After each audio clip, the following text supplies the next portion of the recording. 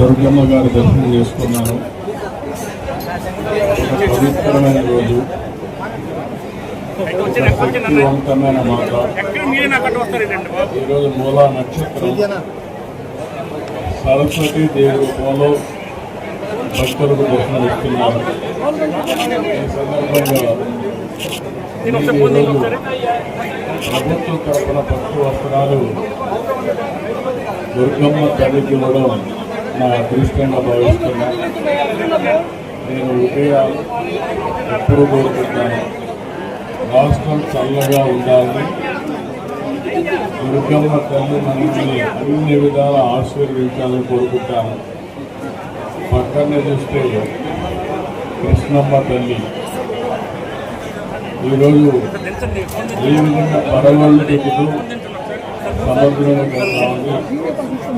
రాష్ట్రాన్ని సుభిక్షం చేసే పరిస్థితి వచ్చింది. ఈ సంవత్సరం దగ్గర 93-94% రిజర్వాయర్లు అన్నీ కూడా నిండు కుండల బ్రహ్మాండంగా ఉన్నాయి. ఒక జల కళ సంతరించుకుంది. అదే సమయంలో నేను ఎప్పుడు కూడా దుర్గమ్మ తల్లిని కోరేది, రాష్ట్రంలో ఉండే ప్రజలందరూ కూడా సుఖ సంతోషాలతో ఉండాలని, అందరినీ అన్ని విధాలా ఆశీర్వదించమని ఒక శక్తి మాట్లాడినటువంటి దుర్గమ్మ తల్లిని కోరుకుంటాను. ఈరోజు ఈ యొక్క పవిత్రమైన దినాన నేను కోరుకున్నది, ఈ రాష్ట్రంలో ఉండే ప్రజలందరూ కూడా ఆనందంగా ఉండాలి, ఆరోగ్యంగా ఉండాలి, వాళ్ళ సంపద కూడా పెరగాలి. అదే మరి ఎవ్వరూ ఇబ్బందులు లేకుండా సుఖ సంతోషాలతో ఉండేట్టుగా ఆశీర్వదించమని కోరుకున్నారు. ఈరోజు ఇక్కడ చూస్తే మేనేజ్మెంట్ కూడా చాలా సిస్టమేటిక్గా పనిచేస్తున్నారు. ఇప్పటికి 8 లక్షల మంది భక్తులు వచ్చి దుర్గమ్మ యొక్క ఆశీస్సులు తీసుకున్నారు. ఈరోజు దగ్గర 1,20,000 మంది ఇప్పటికే దుర్గమ్మ తల్లిని దర్శించుకుని ఆశీస్సులు పొందారు. ఇక్కడ కూడా అన్ని ఏర్పాట్లు చాలా సిస్టమేటిక్గా జరుగుతున్నాయి. ఇంకా ఏ ఒక్క భక్తులు కూడా ఇబ్బంది లేకుండా సుజావుగా చేయడానికి ఏమేమి చేయాలో అన్ని చర్యలు తీసుకుంటామని చెప్పి హామీ ఇస్తున్నాను. ఒక పవిత్రత ముఖ్యం. పవిత్రతను కాపాడుకుంటూనే ఎంతమంది భక్తుల్ని ఏ విధంగా దర్శనానికి అవకాశం ఇవ్వాలని అది కూడా చేస్తాం. ప్రసాదాలు కూడా ఒకప్పుడు చాలా వరకు ఇబ్బందులు ఉంటే ఎక్కడా ఇబ్బందులు లేకుండా అన్ని విధాల పవిత్రమైన భావంతో ప్రసాదాలు కూడా తయారు చేయడం, భక్తులకి ఎలాంటి ఇబ్బందులు లేకుండా అన్ని వస్తువులు కల్పిస్తున్నాం. అందుకే విఐపి దర్శనం కూడా రెగ్యులేట్ చేశాం. ఒక పద్ధతి ప్రకారం ఎప్పుడంటే అప్పుడు రాకుండా విఐపి దర్శనాలు కూడా రెగ్యులేట్ చేసి ఎక్కడికక్కడ ఎక్కువ సమయం సాధారణ భక్తులకు కేటాయించే పరిస్థితికి వచ్చాం. ఇదంతా కూడా దుర్గమ్మ నడిపించే ఆశీస్సులు. వారి ఆశీస్సులతో మళ్ళీ ఒకసారి కోరుకుంటున్నా, ఈ రాష్ట్రం అన్ని విధాల సుఖ సంతోషాలతో అష్ట ఐశ్వర్యాలతో ముందుకు తీసుకుపోయే విధంగా ఆశీర్వదించమంటున్నా. ఇటీవల కాలంలో మీరు చూస్తే సూపర్ 6 కార్యక్రమాలు తీసుకున్నాం. దీనివల్ల పేదవాళ్ళందరికీ కూడా అనేక కార్యక్రమాల ద్వారా లబ్ధి పొందే పరిస్థితి వచ్చింది. అదే మరి నిన్న మొన్న ఒక పక్కన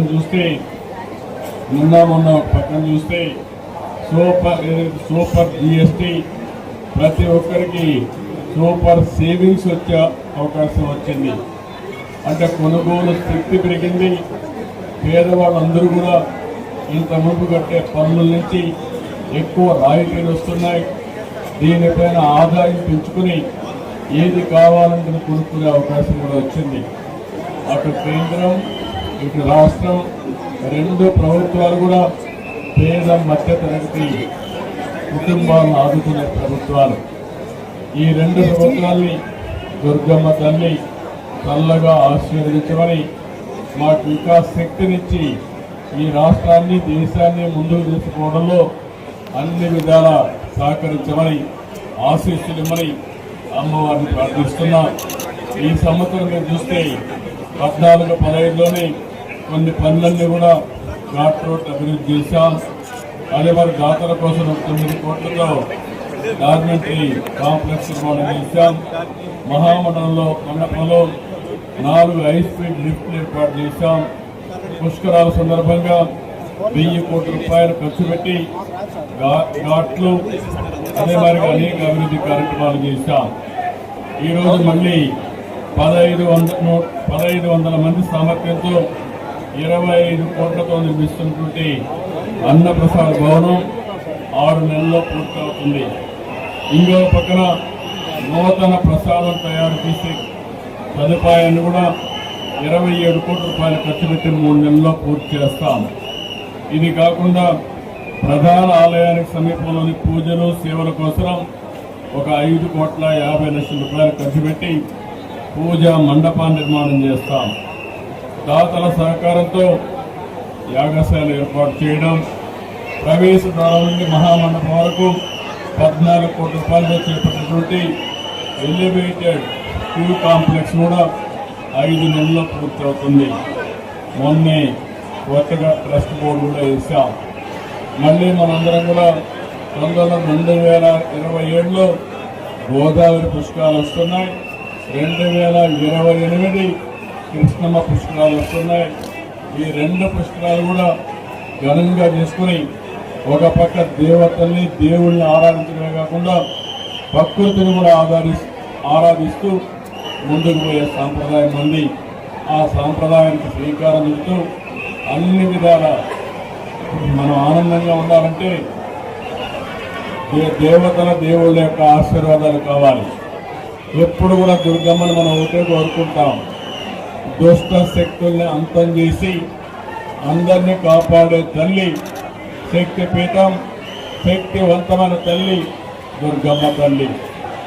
ఆ తల్లిని ఒకటే కోరుకున్నా. ఈరోజు మేమందరం చేసే ఈ మంచి పనికి అన్ని విధాలా సహకరించామని మరొకసారి ఆ తల్లిని కోరుకుంటూ ఈరోజు భక్తులకు ఎలాంటి సౌకర్యాలు లేకుండా ఇంకా ఒక 4వ తారీఖు వరకు దగ్గర ఇంకొక 8 లక్షల మంది వస్తారని ఆశిస్తున్నాం. మొట్టమొదటిసారిగా విజయవాడ ఫెస్టివల్స్ కూడా దీంతో కలిపి చేస్తున్నారు. ఒకప్పుడు దసరా ఉత్సవాలంటే కలకత్తా గుర్తొచ్చేది, లేకపోతే మైసూరు గుర్తొచ్చేది. ఈ సంవత్సరం నుంచి దసరా ఉత్సవాలంటే దేశ విదేశాల్లో గుర్తొచ్చే విధంగా విజయవాడ ఫెస్టివల్స్ ఉంటాయి, విజయవాడ దసరా ఉత్సవాలు ఉంటాయని చెప్పి నేను తెలియజేసుకుంటూ ఆ దసరా ఉత్సవాన్ని బ్రహ్మాండంగా సెలబ్రేట్ చేస్తున్నటువంటి విజయవాడ నాయకులందరినీ పేరు పేరున అధికారుల్ని నాయకుల్ని పేరు పేరున అభినందిస్తున్నా. వాళ్ళందరికీ కూడా దుర్గమ్మ తల్లి సహకరించి సుజావుగా జరపడానికి అన్ని విధాలా ఆశీర్వదించవలసిందిగా కోరుకుంటూ అందరికీ నమస్కారాలు. గతంలో లేని విధంగా ఇప్పుడు దాదాపుగా 8 లక్షల మంది ప్రజలు వచ్చారు. ఇంకా 8 లక్షలు పోతున్నారు. కానీ ఇందులో మహిళలు ఎక్కువ మంది వస్తున్నారు సార్, రిపీటెడ్గా వస్తున్నారు. అందులో ప్రధాన కారణం మేము తెలుసుకుంది ఏంటంటే ఉచిత బస్సు. సో అది సక్సెస్ అయింది, ఇక్కడే నిరూపితమైంది. మీకు ఎలా అనిపిస్తుంది? నేను చాలా సంతోషంగా ఉన్నాను. స్త్రీ శక్తి ఏదైతే సూపర్ 6లో సూపర్ హిట్. ఈరోజు రాష్ట్రం మొత్తం మీరు చూస్తే ఏ పండుగలు వచ్చినా, ఏ దేవుళ్ళ ఉత్సవాలు వచ్చినా, బ్రహ్మోత్సవం వచ్చినా, లేకపోతే దుర్గమ్మ తల్లి దసరా వచ్చినా ఎక్కువ మంది మహిళలు వస్తున్నారు. దానికి కారణం ఫ్రీ బస్సు సౌకర్యం ఏర్పాటు చేయడం. నాకెంతో సంతోషం. ఈ ఒక్కదానికే కాదు, దేవాలయాలకు వస్తారు,